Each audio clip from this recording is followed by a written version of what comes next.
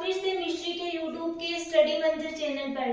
Today we will discuss about artificial seed और synthetic seed. तो आज का हमारा टॉपिक है आर्टिफिशियल सीड।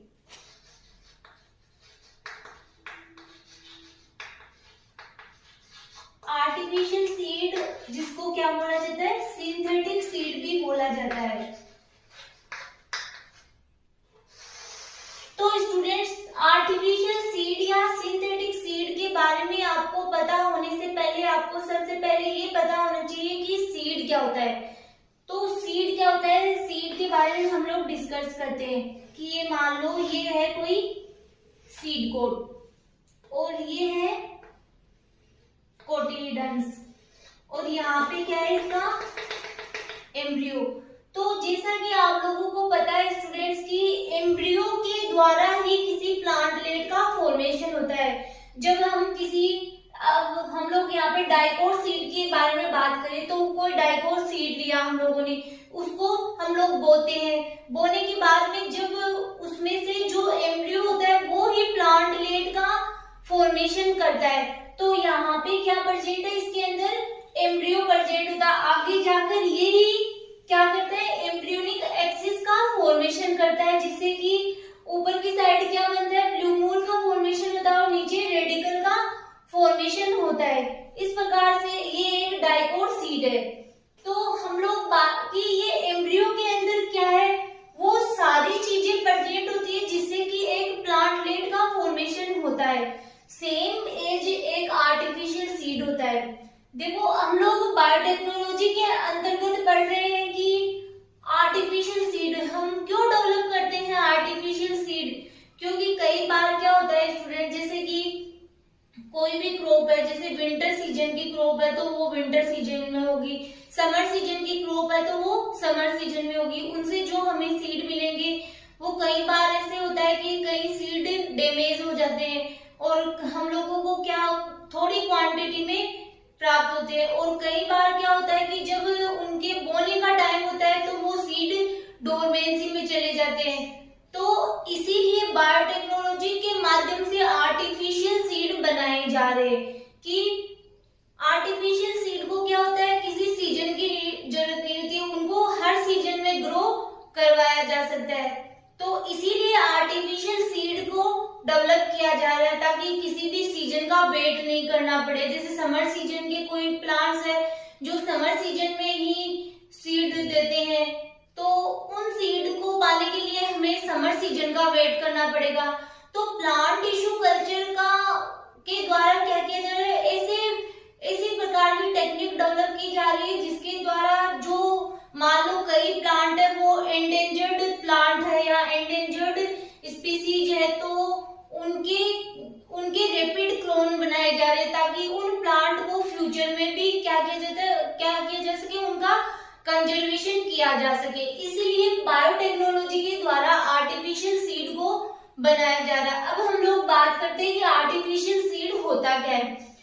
जिस प्रकार से एक नेचुरल सीड होता है उसी प्रकार से आर्टिफिशियल सीड होता है। बट हम लोग अगर इनके साइज की कंपैरिजन करें तो आर्टिफिशियल सीड होते हैं वो नेचुरल सीड के कंपैरिजन स्मॉल होते हैं। एक पॉइंट तो इनमें ये हो गया कि artificial seed smaller than natural seed.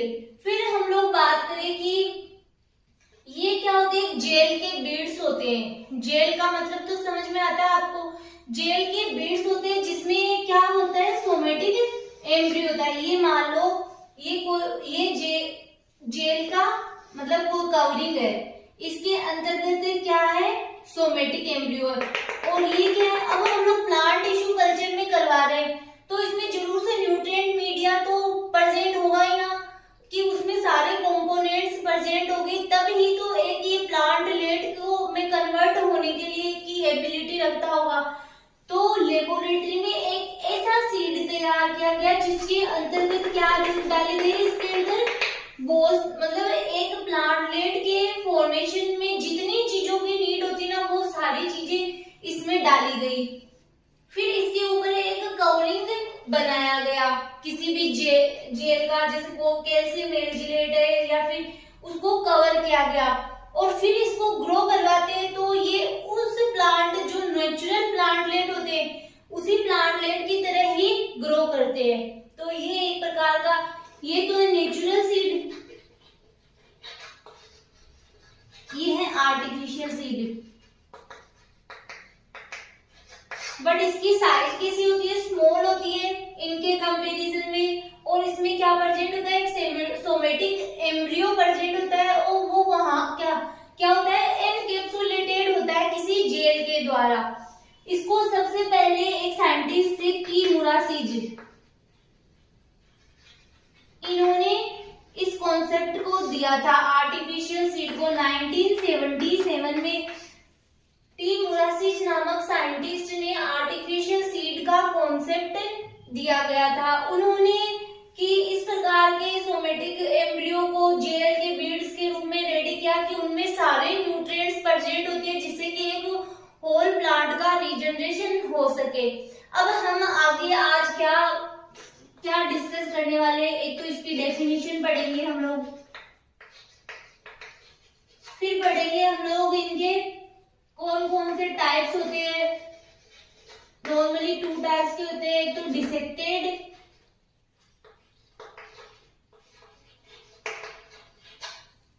एक होता है हाइड्रेटेड, जिनके ऊपर हम लोग डिस्कस करेंगे। आगे है नेक्स्ट टाइप्स के बाद में हम लोग इसकी प्रोसीजर को डिस्कस करेंगे कि किस प्रकार से एक आर्टिफिशियल सीड का डेवलपमेंट होता है। फिर हम लोग डिस्कस करेंगे कि किसी सोमेटिक एम्ब्रियो को एनकैप्सुलेशन मेथड,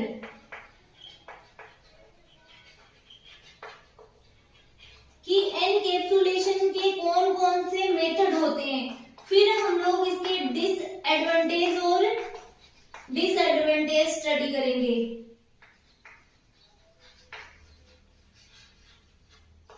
या लिमिटेशन, ये आज हम लोग सारे टॉपिक कंप्लीट करेंगे। सबसे पहले हम लोग स्टडी करेंगे कि डेफिनेशन, फिर हम लोग इसके टाइप्स पढ़ेंगे कि कौन कौन से टाइप के आर्टिफिशियल सीड बनाए गए। फिर हम लोग इसकी प्रोसीजर को एक ट्रिक के साथ में पढ़ेंगे, आपको यहाँ पे सुनते सुनते ही इजीली लर्न हो जाएगी।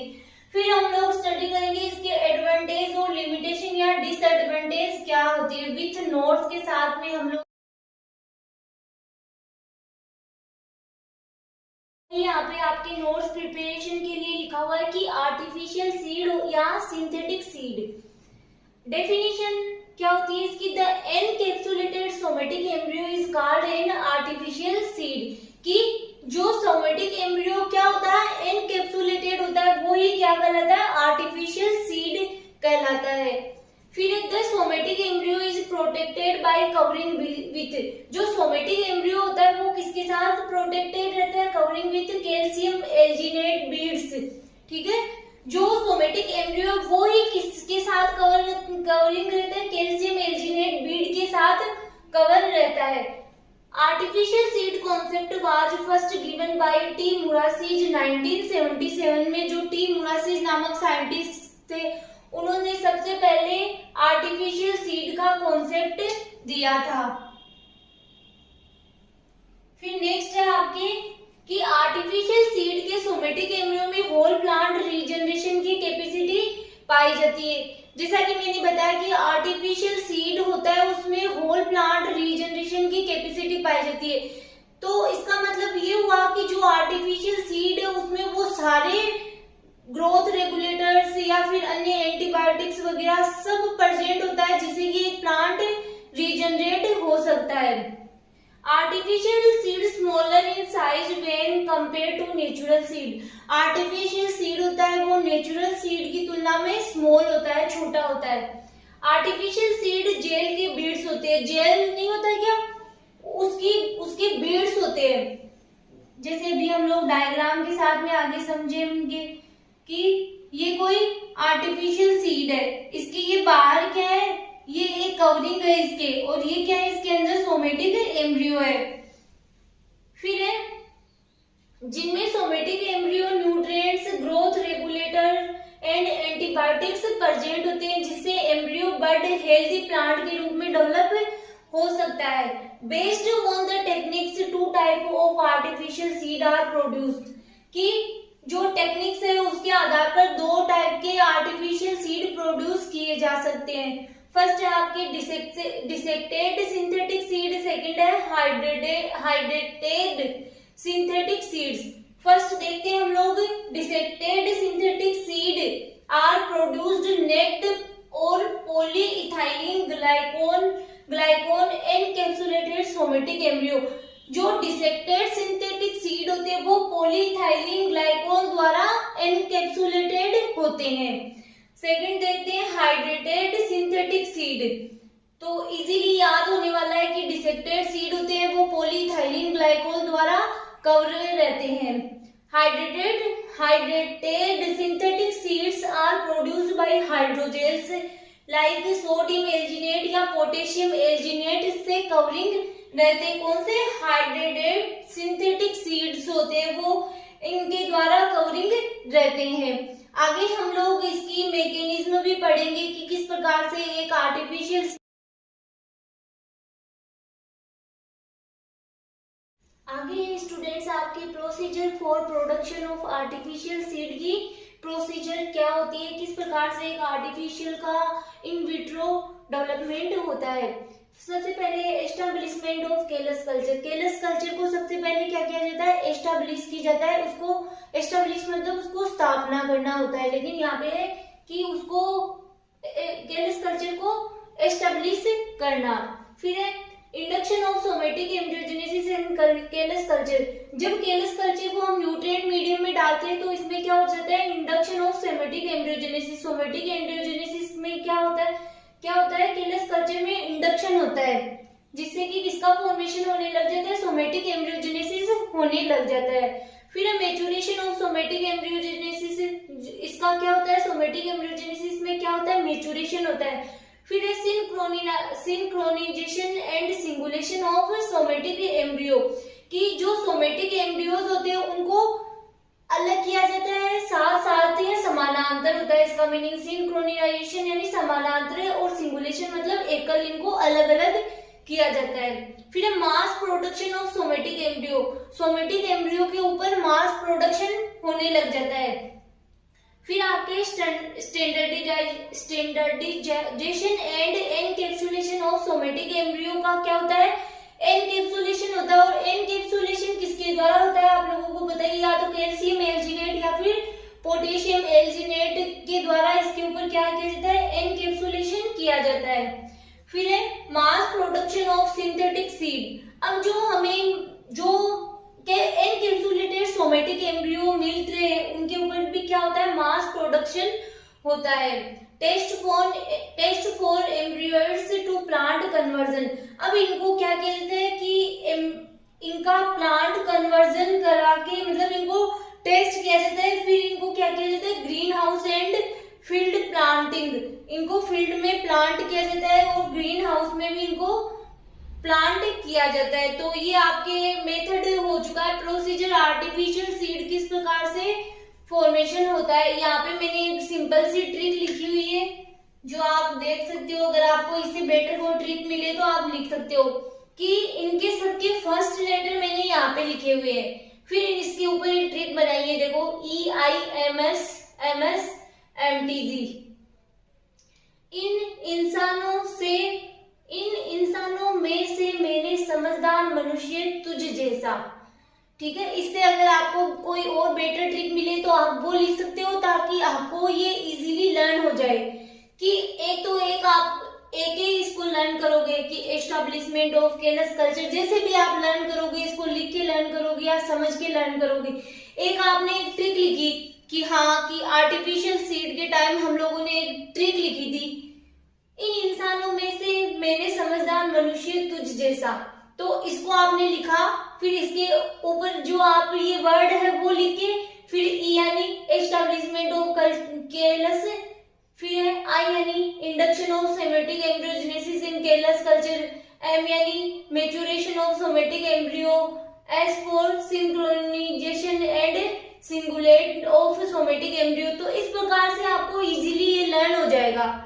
ये यहाँ पे आर्टिफिशियल सीड का डायग्राम बनाया हुआ है, जिसमें कि ये क्या है, जेल है, और ये इसमें सोमेटिक एम्ब्रियो प्रेजेंट है। इस सोमेटिक एम्ब्रियो में होल प्लांट रीजनरेशन की कैपेसिटी पाई जाती है। ये एक प्रकार का आर्टिफिशियल सीड है, जैसे कोई कांच है, उसके अंदर कोई स्मॉल सा प्लांट बंद हो, उस प्रकार से ये दिखाई देता है कि हम लोगों को कोई कांच है, उसके अंदर दिख रहा है कि कोई लीफ रखी हुई हो, उस प्रकार से ये सोमेटिक एम्ब्रियो आर्टिफिशियल सीड दिखाई देता है।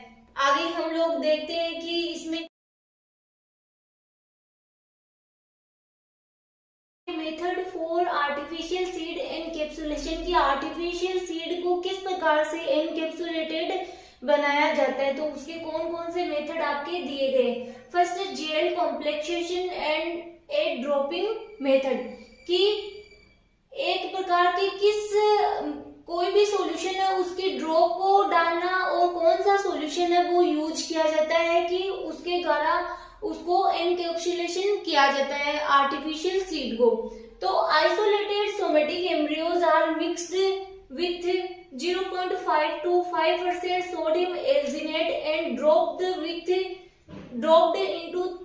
30 to 100 mu micro calcium nitrate solution, कि यहाँ पे क्या दे रखा है स्टूडेंट्स की, जो हमारे पास आइसोलेटेड सोमेटिक एम्ब्रियोज है उनको किसके साथ मिक्स किया जाता है, सोडियम एल्जिनेट के साथ में मिक्स किया जाता है। और ये इसकी क्या दे रखी, क्वांटिटी दे रखी 0.5 to 5% सोडियम एल्जिनेट के साथ में क्या किया जाता है, मिक्स किया जाता है। फिर इसके ऊपर की कैल्शियम नाइट्रेट है उसको ड्रॉप्ड किया जाता है। कैल्शियम नाइट्रेट की सॉल्यूशन को ड्रॉपर की सहायता से ड्रॉप डाली जाती है। फिर सेकंड मेथड है मोल्डिंग मेथड, कि ये एक प्रकार का जो मोल्डिंग मेथड है वो टेम्परेचर डिपेंडेंट मेथड है, कि उसमें टेम्परेचर लो टेम्परेचर पर एनकैप्सुलेटेड किया जाता है। आइसोलेटेड सोमेटिक एम्ब्रियो को टेम्परेचर डिपेंडेंट जेल तथा माइक्रोलीटर प्लेट पर प्लेस्ड कर देते हैं। फिर cells gel coated with the gel at lowering at the temperature, कि यहाँ पे क्या बोला गया कि जो आइसोलेटेड सोमेटिक एम्ब्रियोज है वो टेम्परेचर डिपेंडेंट जो जेल होता है उसके ऊपर इसको प्लेस किया जाता है, जिससे कि जो सोमेटिक एम्ब्रियो होते हैं वो जेल से एनकैप्सुलेटेड हो जाते हैं।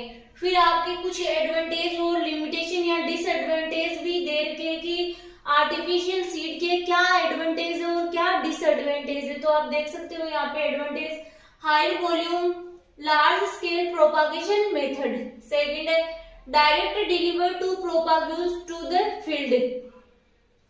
थर्ड है रैपिड मल्टीप्लिकेशन ऑफ प्लांट्स, बहुत इजी इंग्लिश में लिखा हुआ है कि बहुत ज्यादा मात्रा में इनको प्रोपागेशन किया जा सकता है, इनका प्रोडक्शन किया जाता है, प्रोपागेशन प्रसारण किया जा सकता है। डायरेक्ट डिलीवर, कि इनको डायरेक्ट फील्ड में डिलीवर किया जा सकता है। रैपिड मल्टीप्लिकेशन किया जा सकता है प्लांट्स का, lower cost per plant rate. यदि फ्यूचर रिसर्च के लिए किसी प्लांट की नीड होती है तो ये टेक्निक परफेक्ट होती है किसी प्लांट के कंजर्वेशन के लिए। अब इसकी लिमिटेशंस देखते हैं हम लोग।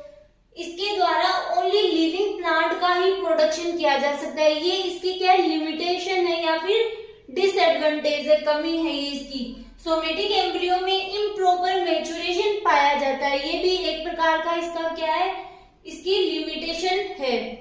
तो आपके ये आर्टिफिशियल सीड का टॉपिक भी यहीं कंप्लीट होता है। नेक्स्ट लेक्चर में हम लोग नए टॉपिक पर डिस्कस